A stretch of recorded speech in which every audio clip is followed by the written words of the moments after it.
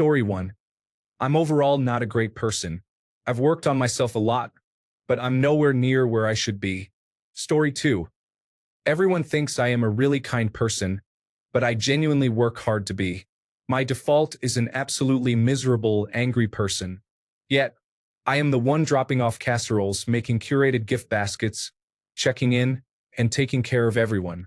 In my mind, I am irritated that no one ever does any of this for me, but everyone perceives me as selfless and nurturing.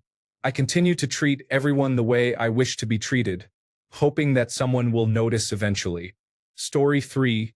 I have a small penis.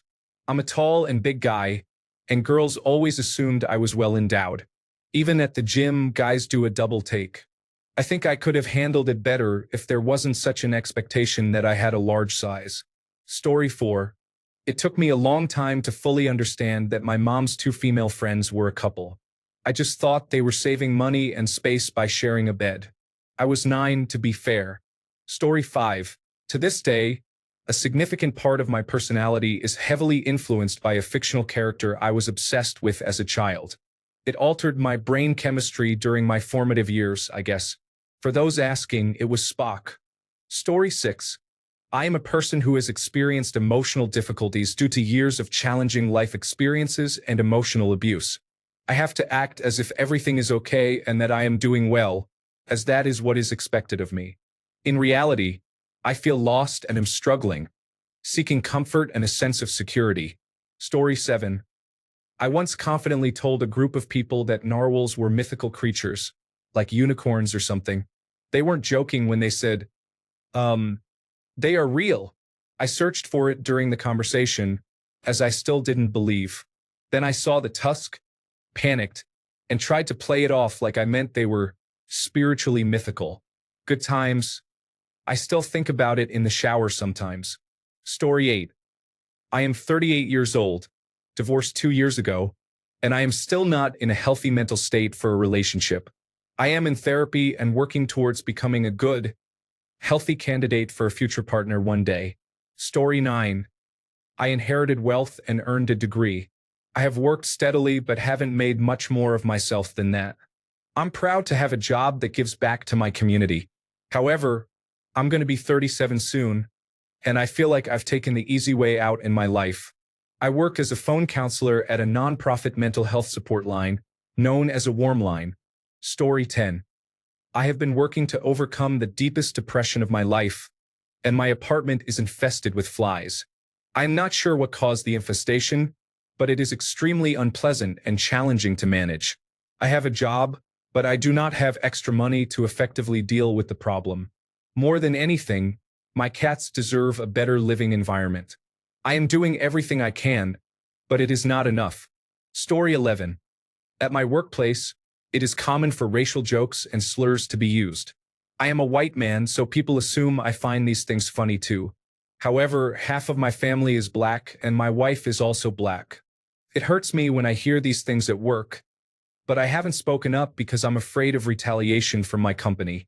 Story 12. The extent of what I tolerated in an abusive relationship was significant. People know it was bad, but I believe if they truly understood how terrible it really was, they would view me differently. Story 13. I can't do my job anymore due to a progressive disability. I was the manager, and now all I receive is negativity from employees, supervisors, and the public. Most do not know the full situation, so I do not blame them, but my supervisor is aware and does not care. I understand that businesses owe no loyalty, but this is my family's business. I thought they would show more support. I am losing my health, livelihood, and much of my family. I plan to quit soon. I just need to get things in order if I can. Story 14. I cannot properly pronounce specifically. It always comes out as specifically, and I work in corporate meetings where I have to use this word at least twice a day. Story 15. I have achieved nothing. I am not being overly harsh towards myself. Beyond vague kind words, I genuinely have achieved nothing. Story 16. The whole reason I had bad grades during the first half of high school was due to severe depression and post-traumatic stress disorder from various experiences. I often tell people it was my fault for not working harder back then, but in reality, I was struggling just to eat, get out of bed, and honestly fighting to keep myself safe. I would argue that most people have no idea what it is like to go through even half of the challenges I faced. Furthermore, nearly all the people who know me will never understand this because I still feel embarrassed about how difficult my life was while growing up. Story 17. If I need to wake up early, I sleep in the clothes I plan to wear that day so I can have a few more minutes of rest instead of taking time to change. Story 18. I literally have no idea how to live on my own. I've just been relying on my parents to do everything for me without realizing it.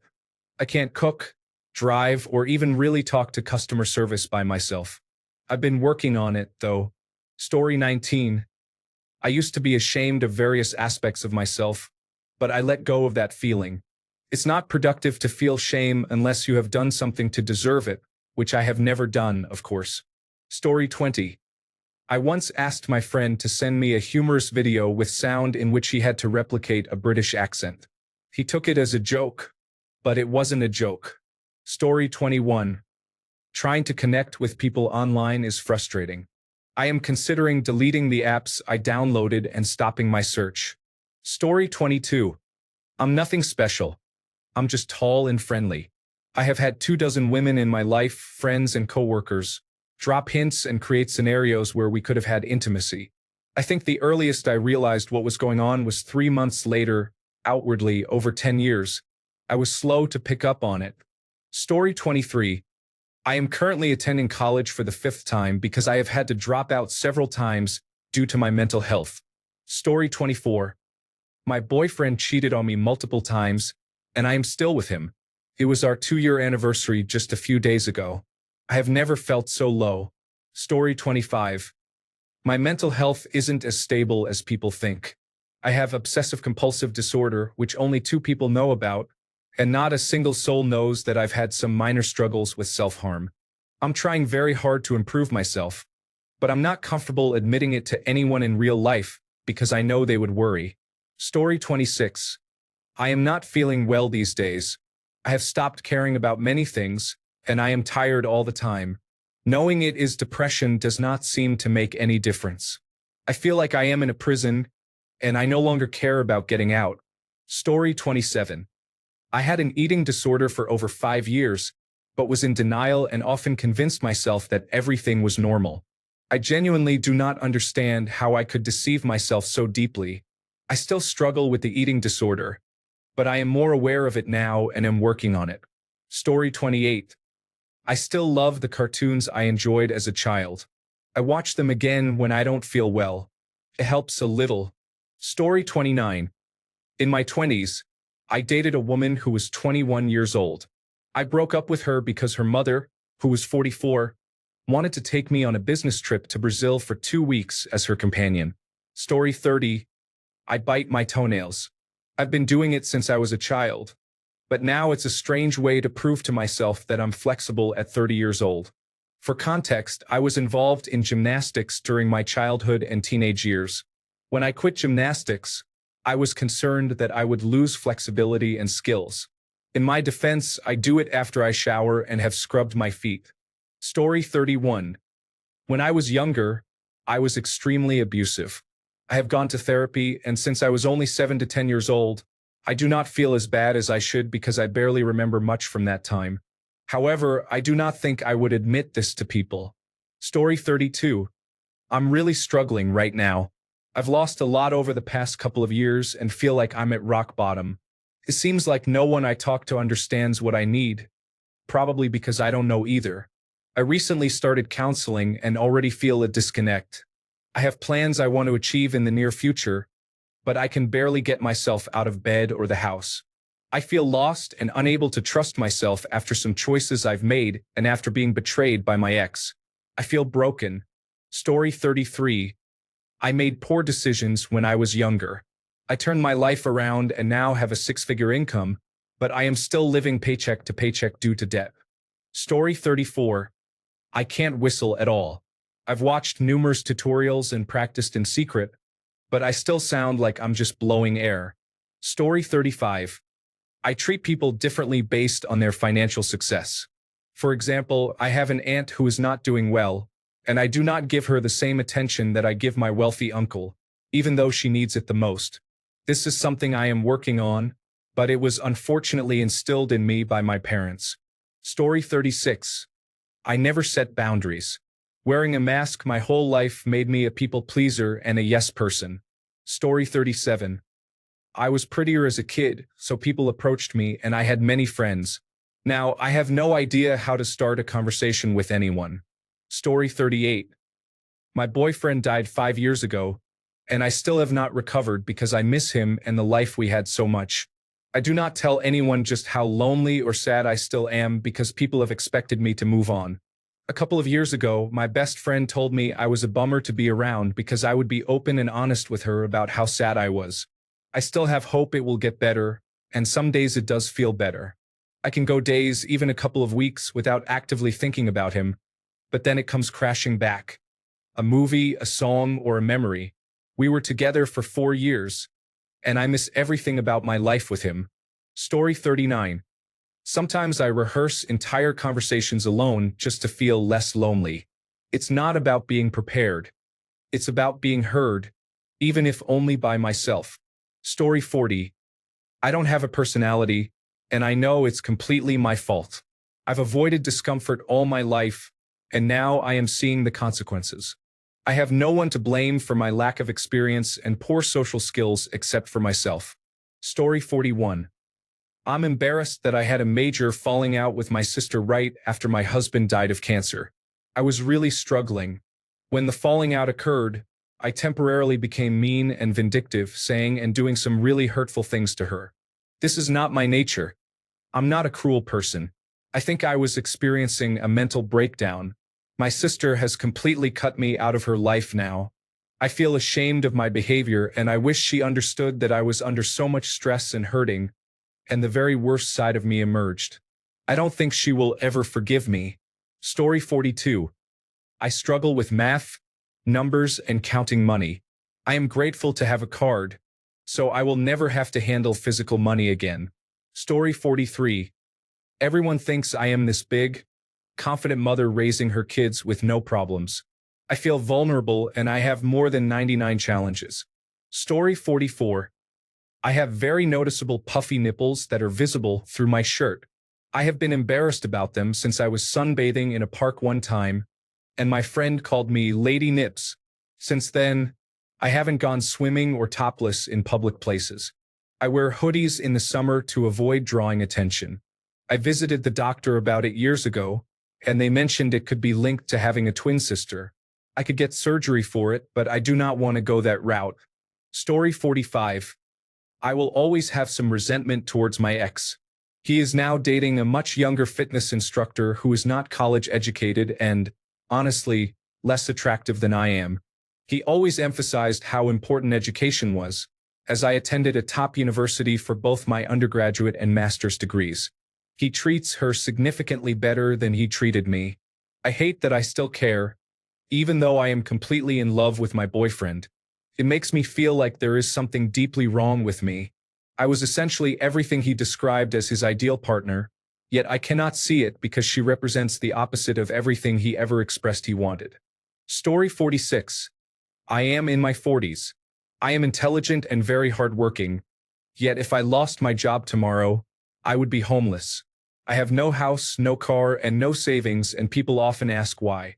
I feel like if I tried to explain the extent of the challenges I have faced, people would assume I am making excuses. Story 47. I have always blamed my behavior and my mistakes on others. I am trying very hard to take responsibility for my actions now. Story 48. I fell for a girl in school this past semester. We got along pretty well at the start, joking around and talking about our lives. I asked her out, but it turned out she was already in a relationship. We stayed friends, though, and even had a very intimate lunch where we talked about our lives, families, mental health, aspirations, and more. Still, I couldn't bring myself to tell her how I feel. I was mainly afraid of scaring her away. I really enjoy her company. The semester is almost over, and next week might be the last time I see her. It's been troubling me, and I can't sleep because of it. I'm torn between just coming out and saying something or keeping my mouth shut and learning to live with it. Story 49. I have to force myself to sit and read a book. I've always been a book person. It's a huge part of my identity. Then COVID happened, and I had so much time to read, but I felt so anxious that I constantly put the book down to check the news. It got worse, and now just sitting and reading feels practically impossible. I listen to audiobooks, but I find it hard to actually read. Because I'm a reader who used to read 4 or 5 books a week, wore book-shaped earrings, and joked about spending my honeymoon in a bookstore. I'm embarrassed to admit this to anyone. Story 50. I'm just not that smart. I stand on this precipice where I can understand the knowledge that I lack, but I can also see the extent of my limitations for learning. It's very frustrating because I can't change the chemical makeup of my brain and how it works. The book Flowers for Algernon had a significant impact on me. I have often heard phrases like, "Don't you know it's?" or "It's just X." It's really not that hard. When someone is incredulous that I can't understand. So either I faked it until I made it, and they are shocked that certain concepts elude me, or they are simply people who think their bank of knowledge is commonplace to everyone. Story 51. I have a challenging job, and I feel lost in my career despite being the highest hope that my parents and family had for me. Everyone else seems to be doing better than I am. I'm not comparing myself to them, but when you have a decent job that pays well, you feel a bit happier because you can afford to travel and enjoy certain experiences. My love life isn't going well either, but I don't care too much about that. I enjoy my own company, and I'm happier when I'm single anyway. Story 52. I am consistently worried about my weight. I spent a month in the hospital and gained 10 pounds. For some reason, I am very obsessive about it, but I hear from everyone that I look healthy. Story 53. I tend to speak exactly what I'm thinking in conversation, which can lead to me saying rude things without meaning to. I am also a brutally honest person with a tendency towards pessimism, sometimes to the point of being an asshole. I mask this with forced optimism, jokes, and by trying to show empathy, even though I struggle to express my emotions in a way that resonates with others. Story 54. I lack energy for simple tasks. I try my best to keep up with everything, but I just don't have the same energy that others do. Story 55. I am a quitter. I feel deep shame about it. I work hard, but my emotions overwhelm me at times. I have quit 3 jobs on the spot. It is pathetic that I am not tougher. Story 56. I'm disabled and have not worked in 10 years. I feel incredibly guilty that I cannot contribute to my family financially. It's a mental health disability, so it's invisible, and I always wonder if I tried a little harder, I could actually work. I feel guilty that I receive disability payments at all because I see people who seem to be struggling more and are able to work. However, I have tried multiple times to work, explored different industries, educated myself in various fields, and experienced breakdowns each time. The tough part is that whenever you meet a new person, one of the first questions they ask is, "What do you do for a living?" It hurts so much to admit I'm disabled and then receive that cold, silent, assessing reaction because I look normal. Story 57. I am 47 and can count on one hand the number of books I have read for pleasure. I have a master's degree, so I do know how to read. I just do not care to. Story 58. I have a tendency to procrastinate. I'm trying to learn how to refrain from doing that. Story 59. I want a tall, strong woman to lift me and push me against a wall with malicious intent. Story 60. I never date anyone because I see patterns from my family history repeating themselves in the person once I get to know them, or that person brings out those patterns in me. I don't feel like I'm living my own life when that happens, so I've been single my whole life to avoid becoming like family members I don't love or respect. Story 61. I don't believe in voting in presidential elections because we, the people, don't decide. The Electoral College does. Since I would vote for a third party, my vote doesn't matter anyway. Story 62. I'm sorry, but I can't assist with that. Story 63. I thought that the White House was in Washington, D.C., but it turns out it is just in Washington. I'm not an American, so it's not that embarrassing, but it took me over 20 years to figure this out. Thanks a bunch for sticking around till the end of the video. Remember to subscribe, and until next time, stay awesome and goodbye.